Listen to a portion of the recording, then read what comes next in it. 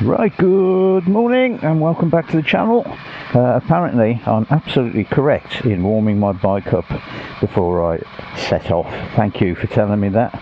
I thought I was right. I've only been doing it for, I don't know, 30-40 years, but you confirmed that you do it too, so great. So anyway, enough of that, let's get off and I'll see you down the road. Yes, welcome back once again. Thanks for being with me. I do appreciate it as always. And another thorny subject we're going to get stuck into straight away here. Thanks for telling me that the warming up is the correct thing to do. I knew it anyway, but I just wanted to confirm that everybody did that. Ooh. There we go. On the way to the cafe today as usual. Oh, we've got lots of walkers around. Oh, huge amount. Thank you, madam. Yes, it's a lovely morning, and that's probably why. So the thorny subject this morning, well, it's not that thorny, but I just had some views on it, and that's electric vehicles, particularly, of course, electric bikes. But electric vehicles in general, really. Now, first of all, I just want to set out my gut opinion on this and what it's always been, and that is I wish electric vehicles didn't exist, to be quite honest. Like many of you, no doubt, we're all motorcyclists, we're all fans of bikes. Bikes are about engines, aren't they? And in particular ICE engines, internal combustion engines. And our gut reaction to electric vehicles is not interested, thank you very much. Well, that's mine anyway. I'm just sort of set out where I'm coming from on that. But, and you knew there was a but coming, I had not a revelation, but a fact actually that I learned that somebody was talking about. I was watching a YouTube video on a completely different subject. It was actually a marketing executive, would you believe, but he actually mentioned it in passing. And the fact was this: the internal combustion engine has roughly 2,000 moving parts, and that's not quite right. The entire transmission, including the transmission too, so 2,000 moving parts. Well, we all know that. We've all had numerous ones of these parts play up or whatever over the years, haven't we? Replace them or whatever. But 2,000 moving parts. An electric vehicle has, guess how many? Well, the answer is 20. On average, 20. Now that got me thinking. There's always a little thought experiment that I like to do when I'm trying to think about a subject in general. Nothing to do with motoring or motorbikes or anything, but just general thinking. And that is, what if you took a person who has no idea about the subject and started to try and explain it to them? And the classic one of that is an alien. Imagine an alien lands in a little spaceship in your back garden, and he says, show me all the things that you've got, you know, show me what's going on here on Earth. And you take him under your wing and you say, well, this is our transport, and outside, just by chance, you happen to have an electric vehicle and you have an internal combustion engine vehicle. And you explain to him, this is how we get about, and you explain the internal combustion engine vehicle. You say, you've got this fuel, this stinking horrible fuel that we have to put in this tank here. We buy it from a garage down the road that pumps it into our vehicle for us. It's been transported halfway across the world, etc, etc. And there's 2,000 moving parts. Shall I start to explain them to you? There's a piston, it goes up and down, there's an explosion that happens inside the... And he's nodding away. The aliens go, right. And then, after about 2 hours of explanation, you say, oh, and this is an electric vehicle. And this has got a motor. The motor itself has got fundamentally two two moving parts, and we plug it into the wall and we drive off in it. Now what would he think, seriously, if he knew nothing? What would he think? He would, and I've got to admit this, he would think that the petrol engine vehicle or the diesel engine vehicle, the ICE, was simply insane. Would he or would he not? Come on, I know we all love ICE vehicles, but he would think it's insane. So that thought started me thinking in general, and trying to put myself on the other side of the argument and trying to be a little bit sensible about this and think, where is the future going?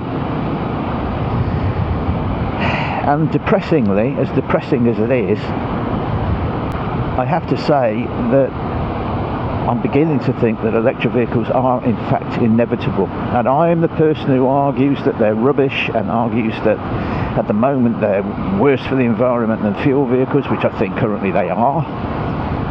You know, I'm a sort of person who will argue till I'm blue in the face that what we're doing at the moment, forcing people into electric vehicles, is crazy. I really am.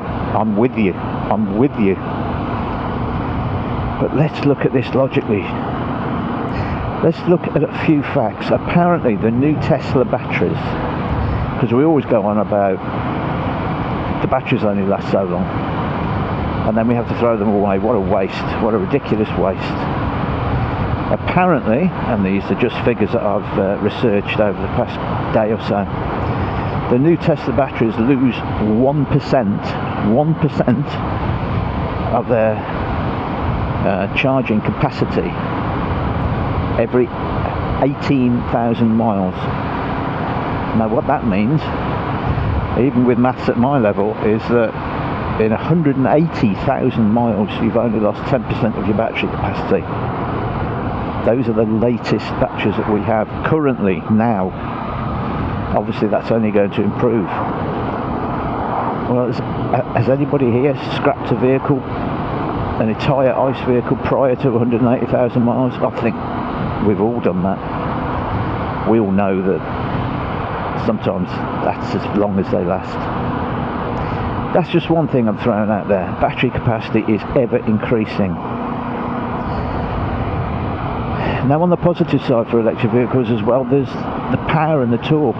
We tend to just pretend as ICE lovers that the incredible performance of electric vehicles, we just tend to sort of swim over it, don't we, and just sort of pretend it's not there, but they are extraordinary. Instant torque, huge amounts of power. Some of the performance of these vehicles is quite phenomenal, but of course at the moment they're ludicrously expensive. I completely accept that. And then there's another thing, we go on about the resale value. You buy an electric vehicle, you're going to lose huge amounts of money, and you undoubtedly are at the moment. But like in any market, what happens when that begins to tip the other way? What happens when fuel stations start to get less common? They start to close down as the market starts to tip over to electric vehicles, and we have to go further and further to hunt our fuel.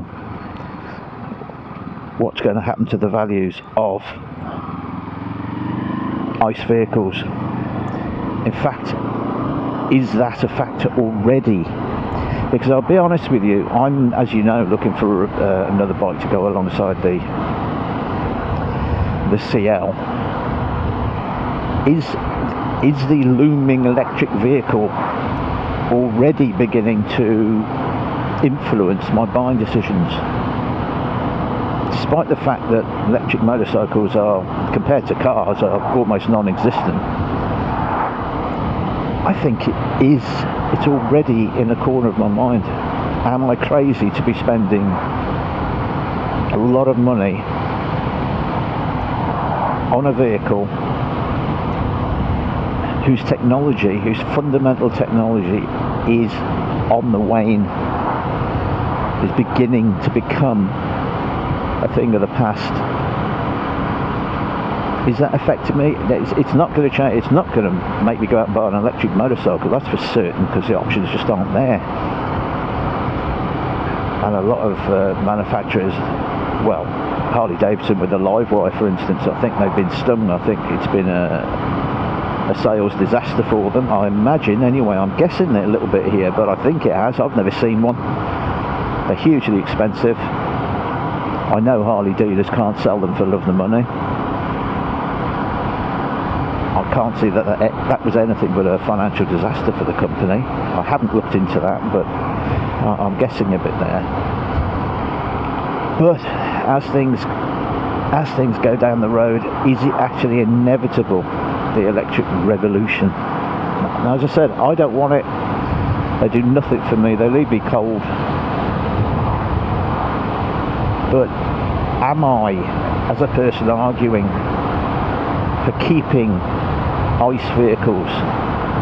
Am I like the little boy with his finger in the dam, holding back the inevitable? That has crossed my mind, and I've got to be honest with myself, and I've got to speak honestly on my videos as well, and to you good people. Are